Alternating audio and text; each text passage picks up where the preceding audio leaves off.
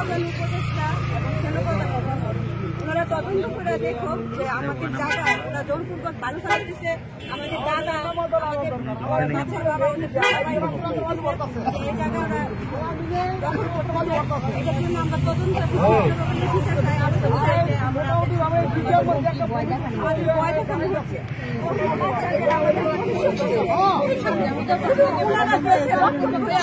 আমাদের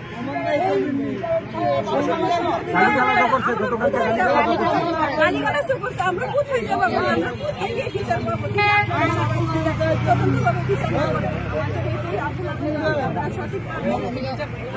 আরে এন্দা কথা বলে কেন?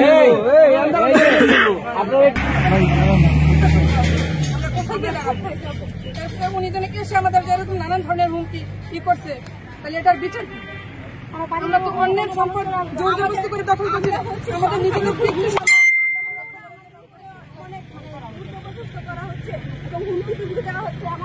আমরা কোথায় যাবো? যদি প্রধান উপদেষ্টা বা মাননীয় প্রধানমন্ত্রীর কাছে আমাদের এই আবেদন বিচার করো, সঠিক বিচার করো। পুনে থেকে নিষেধ দেওয়ার পরও ওনারা জোরপূর্বক এই জায়গায় বালু ফলাইছে।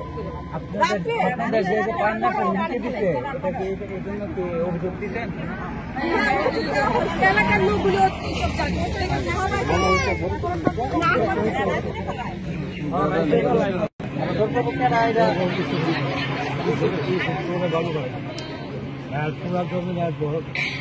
সেবা না দিচ্ছে আমরা 26 টাকা সব দিতে পারবো।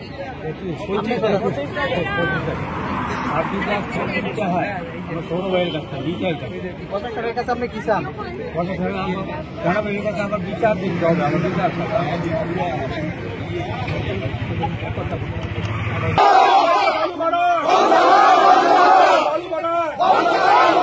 $25 এবং 26 টাকা আমার চাচাই খাইতো, ওটা হলো পশ্চিম পাশে, আর এইদিকে হলো 25 টাকা, ওইটা হলো আমরা। আমার এটা 3 টাকা, আমার বাবা এবং আমার 2 কাকা সহ আমরা 3টা দলিলে 25 টাকা 37.5% জায়গা আমরা ক্রয় করছি। ক্রয় করার পর থেকে আমরা খাজনা খারিজ সমস্ত কিছু কমপ্লিট, আমাদের জায়গা সম্পূর্ণভাবে বৈধ। আমরা আমাদের জায়গা আমাদের দখলে আছে, আমরা সবসময় চাষাবাদ করে আসছি। ইউসুফ নামে এক ব্যক্তি তার বাহিনী নিয়ে সে জোরপূর্বক আমার এই জমির মধ্যে বালু ভরাট করতেছে। আমি এই বালু ভরাট বন্ধের লক্ষ্যে আমি কোর্টের আশ্রয় নেই, আমি 145 মামলা করি। সেই 145 মামলা করার পরেও সে 145 মামলা উপেক্ষা করে রাতের বেলায় সে আমার জায়গার মধ্যে বালু ভরাট করে পুরো জায়গা বালু ভরে ফেলেছে।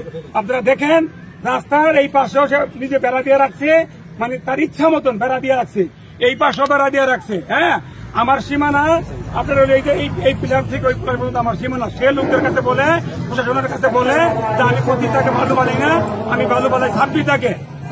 অনেক দূরে এই কথা বলে আমার জায়গাটা সম্পূর্ণ সে ভরে ফেলেছে। আমি বাংলাদেশ সরকারের কাছে, মাননীয় প্রধান উপদেষ্টার কাছে, বাংলাদেশ সরকারের সেনা প্রধানের কাছে আমার বিনীত আকুল আবেদন, কেন জোরপূর্বক আমার জায়গা দখল করছে এই ইউসুফ নামীয় ব্যক্তি? তিনি বলছেন তিনি সেনাবাহিনীর লোক, তিনি সেনাবাহিনীর লোক হয়ে তিনি কি করে, কিভাবে জোর করে আমার জায়গা দখল করে? তিনি আমাদেরকে প্রাণনাশের হুমকি দিচ্ছে।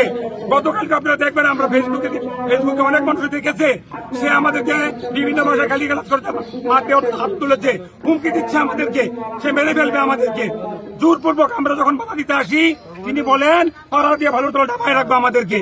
আমাদের গ্রামের মানুষ যারা আসছে তারাও বলছে যে এই জায়গা তারা গায়, আপনি জোরপূর্বক এই জায়গা দখল করছেন কেন?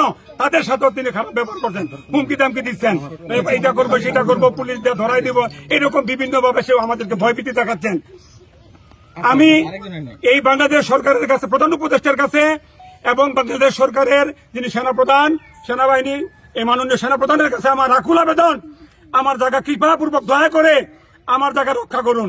আমি সরকারের কাছে আকুল আবেদন করছি, আমার জায়গা যেন রক্ষা, আমি আমার জায়গা মুক্ত চাই, আমার জায়গা আমি রক্ষা চাই। কেন জোরপূর্বক কিন্তু সেনাবাহিনীর নাম দিয়ে আমার জায়গা জোরপূর্বক দখল করতেছে? আমাদের পাশে আমার গ্রামবাসীরা আছেন, হ্যাঁ, আপনারা জিজ্ঞাসা করে দেখেন, যিনি দলিল লিখেছেন, এই যে দলিল 1980 দলিল লিখেছেন, দলিল মুক্তার তিনি আছেন। বর্তমানে যে দাবি করতেছে তার এই জমিটা আপনি দলিল করে দিচ্ছেন, ঠিক আছে, 1988 সালে।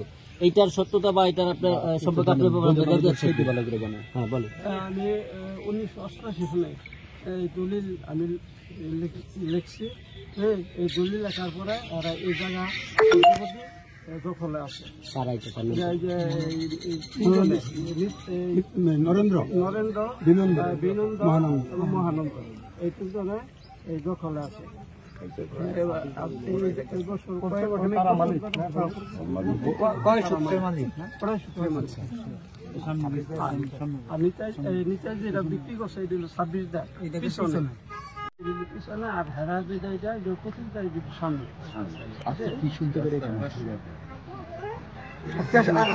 কি শুনে আসলে বাকি